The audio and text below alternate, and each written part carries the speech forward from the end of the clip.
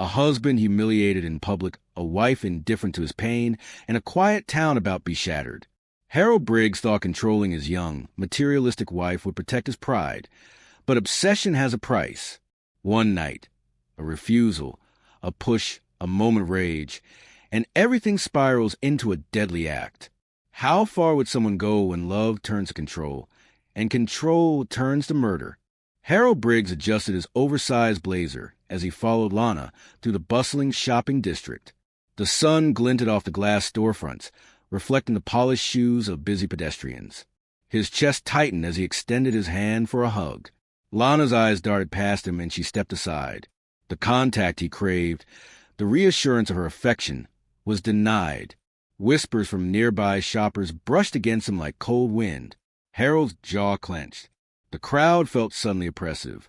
Every glance felt like a mirror showing him diminished, mocked. He watched Lana smile as she waved at a friend, and felt a flare of rage mixed with confusion. She seemed so light, so untouchable. His mind spun through possibilities. Had she planned this humiliation? Was this a test? Or a subtle declaration of disdain? He swallowed, feeling the weight of his bulk as he tried to steady his hands. Memories flashed unbidden. Wedding photos. The moment she said, "I do," her laughter ringing around him in happier times. Those images now twisted into mockery. How could someone he loved so intensely treat him with such cold indifference? Lana stopped at a boutique display, fingering a delicate handbag. "Do you want to see this?" she asked, glancing at him with mild amusement. Harold's stomach sank. The casualness of her tone made the public rejection sting more. He nodded stiffly, forcing a smile that felt brutal even to him. Inside the boutique, the air was thick with perfume and soft music. Harold's eyes lingered on Lana as she examined the designer bag, knowing the precise way she held it, the way her manicured fingers brushed the leather. He imagined the stories she told herself, stories in which he was a background figure, insignificant and slow. He could feel his pulse quicken, each beat a drum of anger and fear. He wanted to pull her close, to prove in front of everyone that she belonged to him. Instead, he let her go, swallowing his words and pretending calm. Outside, a group of teenagers pointed and laughed at something in the distance. Harold's mind leapt to conclusions. Were they mocking him too? Were they part of this subtle, public conspiracy to humiliate him? The days stretched on, each step beside Lana amplifying his humiliation. He noticed a faint perfume on her wrist, the clink of her rings, and every detail seemed designed to remind him of his inadequacy. He followed her gaze, trying to predict her thoughts, but each guess felt wrong, each interpretation cruel. By late afternoon, Harold trailed behind as Lana chatted with a friend outside a cafe. The conversation was light, filled with laughter he couldn't share. He felt invisible, though the world around him noticed. A pang of desperation gnawed at his ribs. If he could just make her look at him, just once, he could reclaim some measure of dignity. The moment passed. Lana waved goodbye and walked toward the parking lot, leaving Harold staring at her retreating figure. The heat of embarrassment burned in his face, but was quickly replaced by a cold, calculating anger. Something had shifted inside him. What began as shame was now an obsession, a fixation on every slight, every look, every laugh. He would remember this moment, store it, analyze it. As the sun dipped low and shadows stretched across the pavement, Harold's chest tightened, and his fingers twitched involuntarily. The quiet hum of the town felt sinister. He didn't know it yet, but this moment, the refusal of a simple hug, would ignite a chain of events darker than either of them could imagine. The air seemed to thrum with possibility. And for Harold, that possibility was frighteningly clear. He would no longer be overlooked. Harold arrived home before Lana, his mind still burning from the afternoon's humiliation. The house was silent, too pristine, as if the walls themselves judged him. He kicked off his shoes and ran a hand over his face, trying to erase the memory of her refusal. Each tick of the clock amplified the anxiety twisting in his chest. When Lana stepped to the front door, she carried shopping bags and a faint, satisfied smile. Harold's stomach tightened. She glanced at him briefly, dropping her keys into the bowl by the door. "Hey," she said, casual and detached. "You won't believe what I found." He tried to respond, but words failed him. He wanted to accuse, to demand explanation, to make her feel the same embarrassment he had endured. Instead, he nodded, watching her as she flitted from room to room, unpacking purchases he could not afford to question. Designer shoes, a leather handbag, silk scarves, all symbols of the world he could not reach. Yet she flaunted with effortless grace.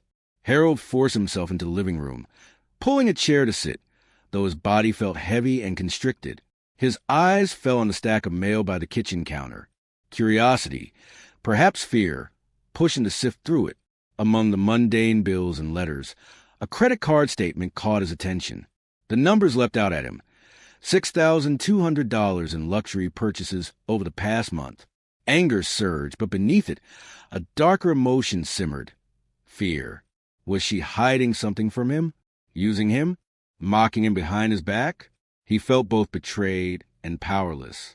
His gaze returned to Lana, who was now lounging on the sofa, scrolling through her phone, oblivious of the storm brewing inside him.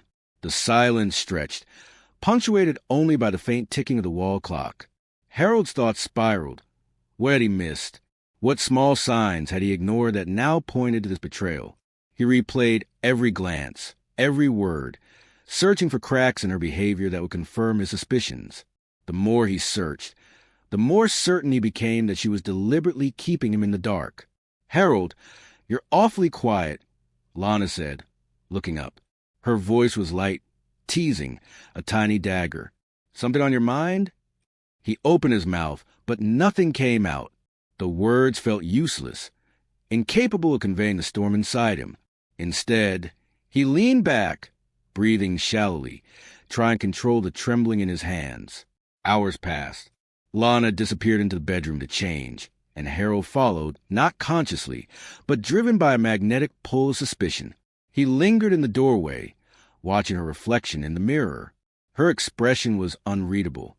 She adjusted her hair, smoothed the fabric of her blouse, and looked up at him with a faint, enigmatic smile. Harold's chest constricted. In that moment, the gulf between them was tangible. The love he had imagined, the bond he thought they shared, was exposed as fragile, perhaps even illusory. He saw not a partner, but a stranger who inhabited his home and his life, yet remained untouchable, unknowable. Later that evening, the distant wail of sirens echoed through quiet streets outside. Harold barely noticed, his attention trapped in a cycle of accusation and self-recrimination. Each breath brought a wave of guilt and paranoia. He imagined neighbors whispering, imagining what they could not see but sensed. The tension, the unspoken conflict, the slow erosion facade they presented to the world. By the time the house grew dark, Harold's mind had taken root in suspicion. Every purchase, every smile, every glance became evidence in an invisible ledger of betrayal. He could no longer separate reality from imagination, desire from obsession. What began as humiliation now evolved into a plan, quiet, patient, and meticulously cruel. He sat alone in the dim living room, the glow of the streetlights filtering through the curtains, and realized with chilling clarity that this was only the beginning. Lana's indifference, her disregard for his presence, had become the spark in a tinderbox. And Harold Briggs, once embarrassed and passive, was already planning how to reclaim control, no matter the cost. Harold sat at the kitchen table, the glow of his laptop illuminating his furrowed face. He had installed the tracking app on Lana's phone under the guise of safety and convenience. A small part of him hesitated. This was crossing a line, an invasion, but the humiliation from earlier days pressed down on him, relentless. Every skipped hug, every smirk she gave in public demanded attention. He needed control. The app pinged. Lana's location flashed, a cafe downtown. Harold's chest tightened. He imagined her laughing at something he couldn't see, her gesture smooth, carefree, untouchable. The map on his screen transformed into a stage where she performed, and he was reduced to a powerless spectator. His mind raced with questions. Who was she meeting? Was there someone else? The possibility of betrayal gnawed at him. He grabbed his car keys and left, driving slowly behind her. Every turn, every red light felt like a trap. Every glance in the rearview mirror a confirmation that she might sense a surveillance. The streets were quiet, The city's hum subdued as dusk bled into night. Shadows stretched long across storefronts, wrapping the town in a cloak of secrecy. Harold felt invisible, yet all eyes seemed to judge him. At the cafe, Lana stepped out, carrying a tote bag and chatting animatedly with a man Harold did not recognize. His pulse surged. The man's hand brushed Lana's lightly, a casual, polite gesture, but Harold's mind exploded with accusations. Was this proof? Was she laughing at him behind his back? His knuckles whitened around the steering wheel. He followed them at a distance, heart pounding. Every small gesture, every shared smile, became evidence in his imagination. The man entered a nearby hotel lobby with Lana, and Harold's breath caught. He parked a block away, straining to see through the tinted windows. The couple's movements were indistinct, yet his mind filled in the blanks with betrayals, conspiracies, and secret alliances. Hours passed. The hotel's lights reflected on the wet asphalt, painting patterns that seemed to mock him.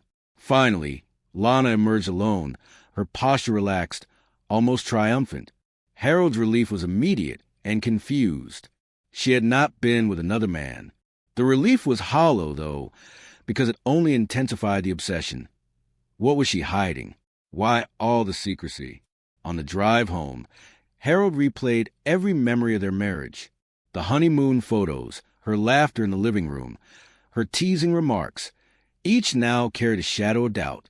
The more he tried to understand, the less sense it made. He realized he could trust nothing, not even his own perception. Every small lie, every omission, became a brick in a growing wall between them. Back home, he opened her emails, pretending it was routine, to see if he could find evidence, anything that might confirm his suspicions. Most were banal: newsletters, receipts, work notifications. Yet, he noticed one, an email from a real estate agent confirming an appointment with Lana. His chest tightened. The unknown man from the hotel? No, it was nothing sexual, nothing romantic. But Harold refused to see reason. His imagination constructed scenarios darker than reality. Betrayals, secret schemes, financial manipulations. He paced the living room, counting every shadow, listening for the faintest creak from upstairs. His breathing was shallow, quick. The house, once familiar, now felt hostile, walls closing in, furniture conspiring against him. He realized he was no longer just humiliated. He was consumed by it. Every movement Lana made, every glance she gave anyone, became a potential act of defiance, a deliberate slight against him. Late into the night, Harold sat by the window, watching the street below. He plotted, silently, how to ensure nothing would escape his notice again. He justified in his mind. This wasn't stalking. It was protection. And yet, the line between concern and obsession blurred, disappeared entirely. Shadows of suspicion stretched across the walls, the ceiling, the corners of the room. They were everywhere. For the first time, Harold recognized the depth of the path he had begun. What started as embarrassment was evolving into something far more dangerous. The next step, he realized, would be a confrontation, and he already imagined seeing the words, the dominance he would assert. Harold waited in the living room, fingers drumming against the armrest, as Lana returned home later than usual. The door clicked behind her, and she stepped inside with a measured calm that made his pulse spike. He could smell her perfume before he saw her, the familiar fragrance now tinged with sting of resentment. "Where have you been?" Harold asked, trying to keep his voice steady, but the tremor betrayed him. Lana glanced up, her expression neutral. "Out, running errands, meeting a friend." "Running errands? At this hour?" His voice cracked, and he felt a flush of embarrassment, partly from his own desperation, partly from the anger that had been simmering all day. "I was tracking you. You're hiding something from me." Her laugh was sharp, almost cruel. "Tracking me? Really, Harold? You think following me makes you what? A husband?" She leaned against the counter, arms crossed. "You embarrass yourself. You embarrass me. I can't stand being seen with you sometimes." Those words hit harder than any blow could. Harold's chest constricted. He saw red. His mind raced, each memory of public humiliation flashing before him. The shopping district, the whispers, the stares. All of it culminated in this single moment. I can't stand being treated like a fool. Harold shouted, "Do you think I don't notice how you laugh at me? How you flaunt everything you have?" "I don't flaunt anything at you," Lana snapped, her own frustration spilling out. "You married me for love, Harold. But love doesn't mean forcing me to hug you in front of strangers or punishing me for wanting space. I'm not yours to control." The room felt smaller, the air thick with tension. Harold's hands shook as he reached toward her, almost instinctively, desperate for some sign of submission, some gesture that would make him feel acknowledged, dominant, respected. Lana stepped back, avoiding his grasp. "You can't just follow me and decide what's acceptable," she said, her voice rising. "I'm not a child. I'm not someone you can track or manipulate. I deserve dignity." Harold froze, the words cutting through him like knives. Dignity. That's what she claimed, while he had been reduced to humiliation, paranoia, and obsession. His stomach churned, and an unfamiliar clarity rose through the rage. He had to make her see, had to assert himself. He had to reclaim control. The argument spiraled, voices echoing through the house, carrying over the walls and out into the quiet neighborhood. Each word, each accusation, widened the chasm between them. Harold's vision blurred, pulse hammering. He could no longer distinguish what was fear, what was anger, what was betrayal. Lana's face hardened. "I can't live like this, Harold. I won't. If you can't trust me, if you can't respect me, then maybe this marriage is over." Her words struck like a hammer. Harold felt the room tilt. All the planning, all the tracking, all the pent-up humiliation had led to this breaking point. He could feel something inside him snap. Not just anger, not just hurt, but a deep, consuming need to dominate, to ensure she could never disregard him again. She turned to leave, moving toward the hallway. Harold lunged instinctively, reaching for her arm, but she jerked free, spinning to face him. The flash of defiance in her eyes, the sharpness in her voice, ignited a storm within him that had been building for months. For the first time, he truly saw her not as his wife, but as a threat to his control. Every memory of slight, every imagined betrayal, every whisper humiliation coalesced into one unbearable, crushing moment. Outside, distant sirens hummed, unnoticed. Inside, the air felt electric, the room vibrating with impending violence. Harold's hands trembled, his breath shallow, his mind racing for a solution, a way to restore himself in the only way he now believed possible. Harold sat in his car under the shadow of the streetlight, heart pounding. The tracking app pinged again. Lana had left the house. He adjusted the rear-view mirror and followed, keeping a safe distance. The streets were damp from earlier rain, the faint mist curling in the glow of the lamps. Every pedestrian, every car, felt like a potential witness to his shame, a confirmation of his paranoia. He watched Lana walk briskly, her posture confident, the bag swinging lightly from her shoulder. She wasn't looking back, wasn't glancing for him. Harold's chest tightened. How could she be so calm, so indifferent? His imagination filled the gaps with betrayal. Whispered conversations, secret meetings, mockery behind closed doors. She entered a hotel lobby. Harold's pulse spiked. A man opened the door for her, briefly, politely, nothing more. But Harold's mind raced, constructing a narrative of infidelity. He parked nearby, holding his breath, straining to see through the lobby windows. The two disappeared inside, the flickering lobby lights creating a cinematic shadow play of imagined conspiracies. Minutes crawled by. Finally, Lana emerged alone, the man nowhere in sight. Relief collided with renewed suspicion. She wasn't cheating, but what was she doing here? Every possibility twisted in Harold's mind. She had secrets. He was certain of it. He followed her discreetly as she left the hotel, heading toward another street downtown. Harold's thoughts spiraled. The streets became a blur. Headlights streaked past, pedestrians dissolved into shadows. He felt the creeping tightness in his chest, the prickling heat on his neck. What if she was plotting to leave him? What if all the moments of her laughter, her dismissive gestures, were carefully constructed to humiliate him further? Every option seemed plausible, every scenario confirming his worst fears. Lana stopped outside a sleek office building. Harold slowed his car and observed from a distance. A receptionist greeted her, and she disappeared into the elevator. Harold squinted, heart hammering. Was this the man from the hotel? Another lover? A co-worker?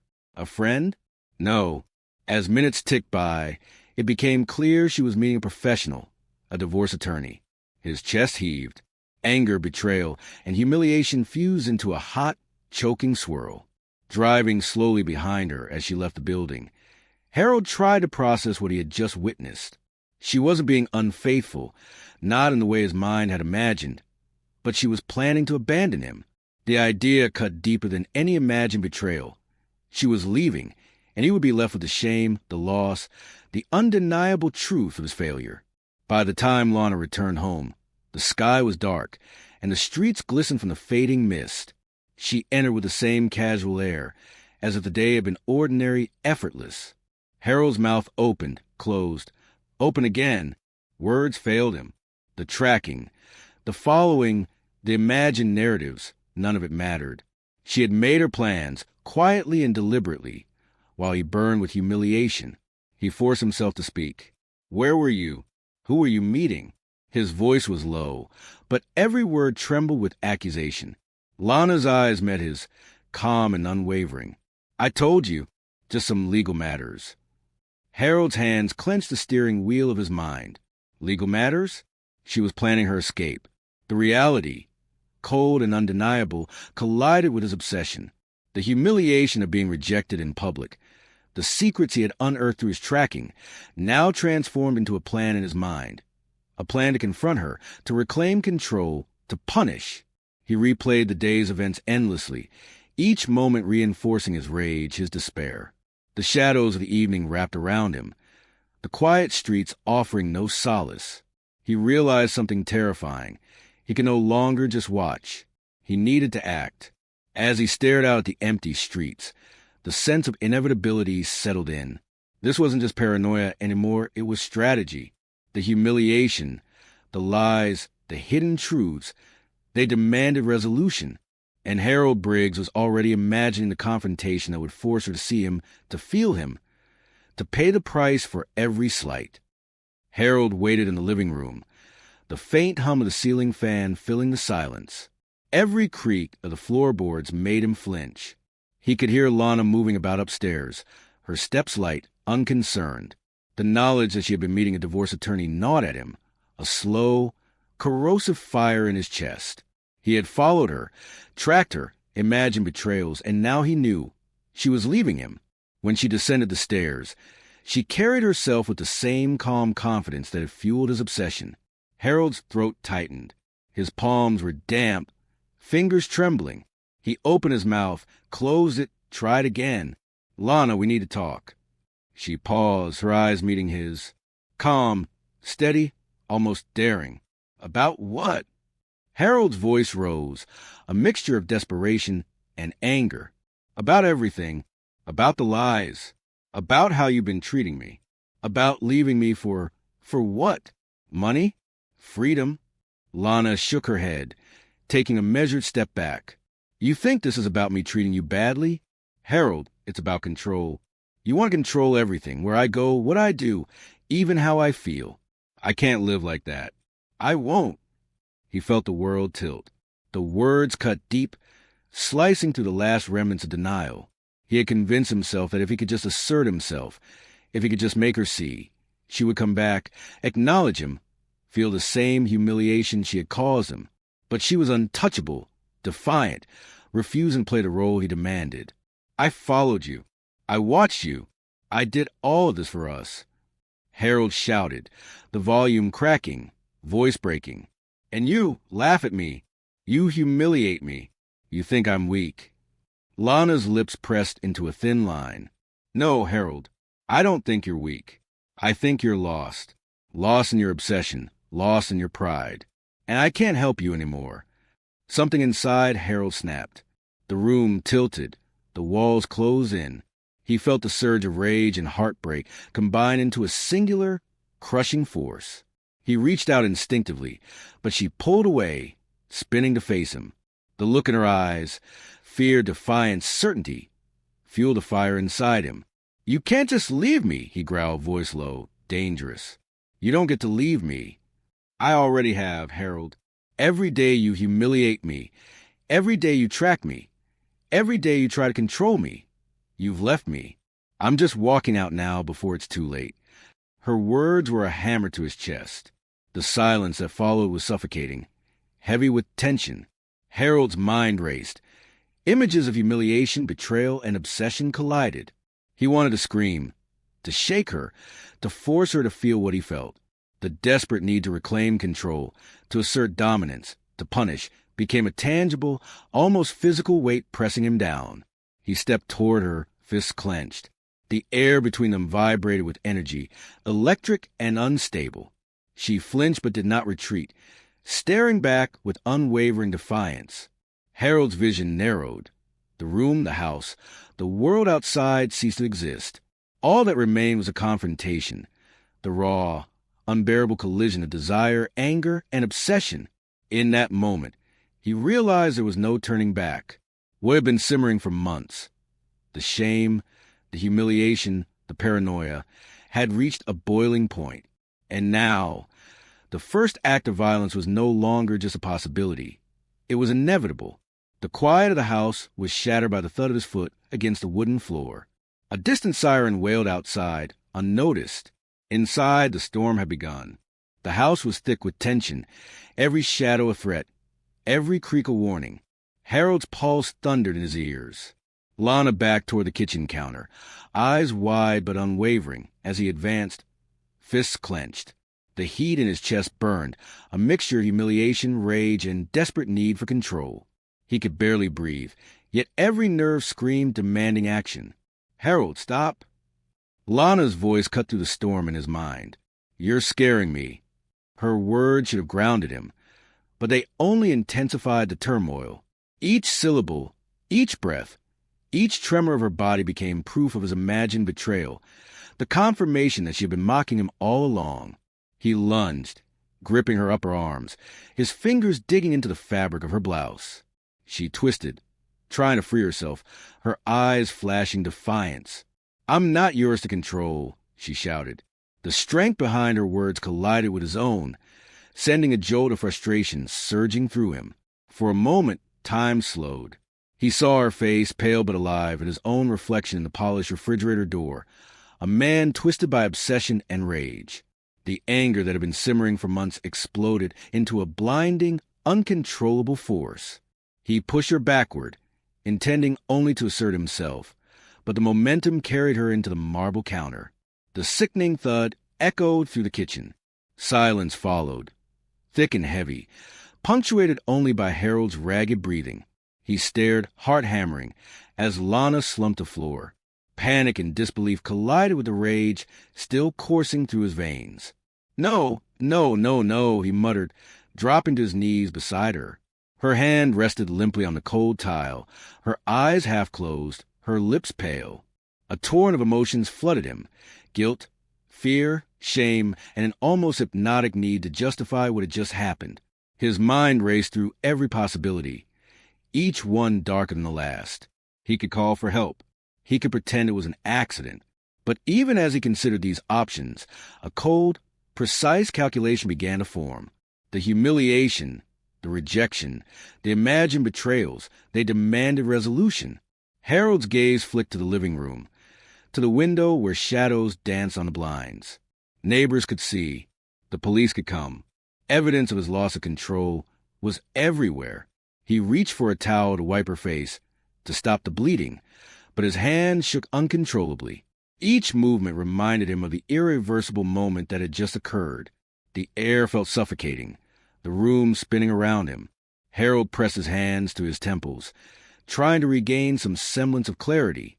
Panic surged anew as he realized the gravity of the situation. This was no longer a confrontation, no longer a quarrel or an argument. He had crossed a line that could never be uncrossed. Outside, distant sirens echoed, growing louder. Harold's breath caught. The world beyond the walls was intruding, a reminder that consequences awaited. He could hear his own heartbeat, the rapid, panic rhythm that matched the terror building in his chest. He looked down at her again, the life in her eyes fading, and felt a strange mix of fear and numbness.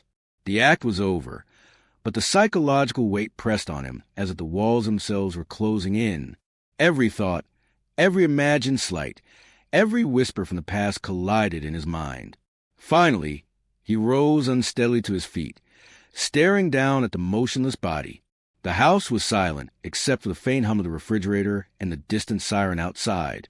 Harold knew, with chilling clarity, that nothing could erase this moment, that nothing could rewind the trajectory of their lives.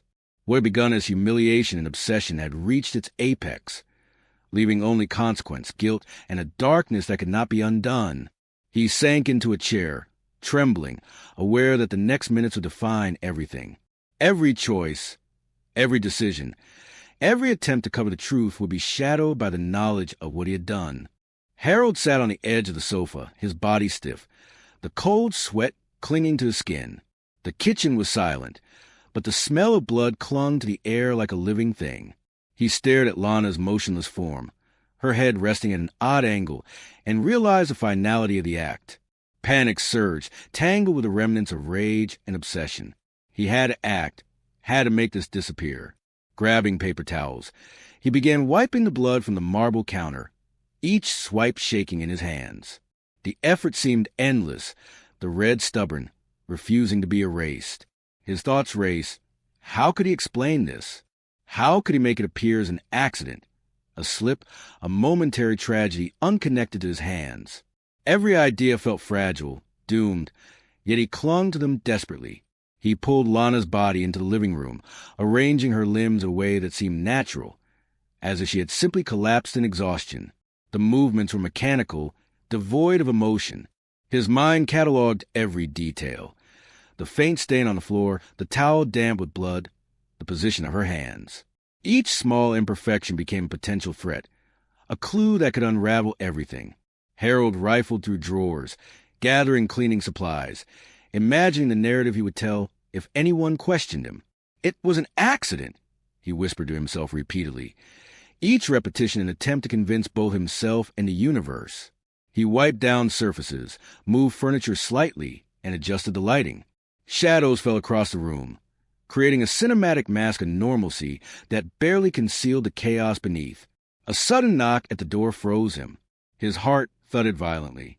The neighbor, the police, the world intruding on his meticulously staged scene.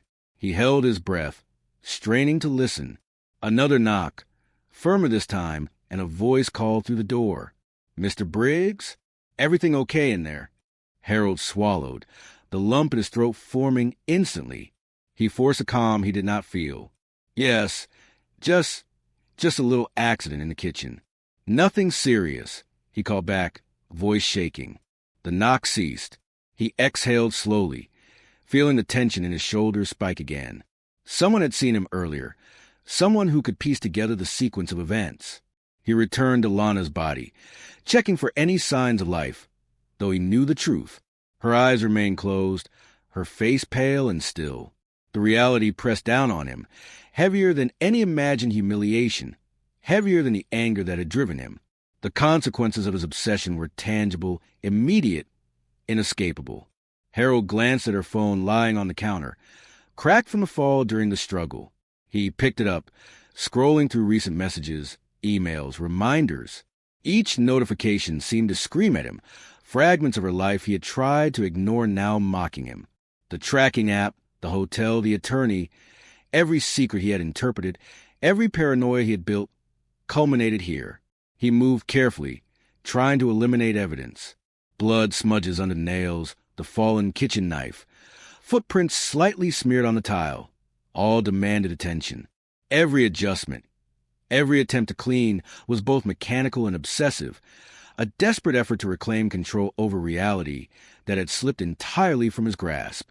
Outside, the faint hum of sirens grew louder. Harold's pulse quickened again, this time with dread. The house that had felt private, controlled, now seemed exposed. Every creak of the floorboards, every rustle of the wind against the windows, sounded like accusation. He realized he could not contain this moment, that the narrative he was constructing could unravel with a single knock, a single question, a single discovery. the neighbor's earlier glimpse of him entering the house angrily, the faint sounds of the struggle she may have overheard, all loomed in his mind. Harold understood with cold clarity. His private chaos had left footprints in the world outside, and someone, somewhere, would notice. He sank to the floor, chest heaving, staring at the carefully staged scene.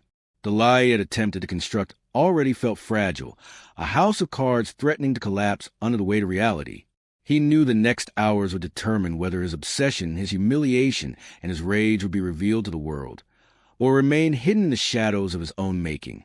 Harold sat stiffly in the cold, sterile interrogation room, the overhead light harsh against his sweating face. His hands, still trembling, were cuffed loosely in front of him. The hum of the ventilation system filled the silence, punctuated by the occasional shuffle of papers from the detectives across the table. He tried to compose himself, to appear calm, but the weight of what had happened pressed down like a physical force. Detective Monroe leaned forward, eyes sharp, studying Harold's every micro-expression. "Mr. Briggs, we need you to walk us through tonight," she said, her voice firm but not unkind. "Start from when you last saw your wife alive." Harold swallowed, throat dry. He opened his mouth, tried to string words together, but they tangled in panic. I was in the living room. She came home. We argued." His voice faltered. He felt the pressure of their gaze, the unspoken expectation that he tell the truth. Detective Hayes interjected, calm but insistent. "Mr. Briggs, the neighbors heard shouting. They saw you entering the house aggressively. What happened next?" Harold's mind raced. The images of the struggle flashed vividly. Lana twisting away, the push into the counter, the thud, the stillness. Every detail, every sound, replayed in sharp focus. I didn't mean to." His voice broke, tears welling. "I just wanted her to see me, to..." Monroe's pen scratched against her notebook. "To what, Harold? To acknowledge you? To obey you?" Her words cut through him, precise and accusatory. He flinched, realizing how small and powerless he truly seemed under their scrutiny. The detectives began pacing, circling him verbally, each question a probe into the inconsistencies of his story. They mentioned the tracking app, the hotel, the attorney's office. Harold's throat closed, his defenses crumbling. Every imagined justification for his behavior now sounded hollow, weak, even to himself. "You were following her," Hayes said, voice low, almost conversational, yet heavy with implication. "We have records of your movements. Your obsession didn't go unnoticed. Why were you doing this?" Harold's eyes darted around the room, as if the walls themselves might answer for him. I needed to know. I needed to." His words dissolved into sobs. Each one carried a mixture of shame, regret, and the unrelenting weight of humiliation that had driven him.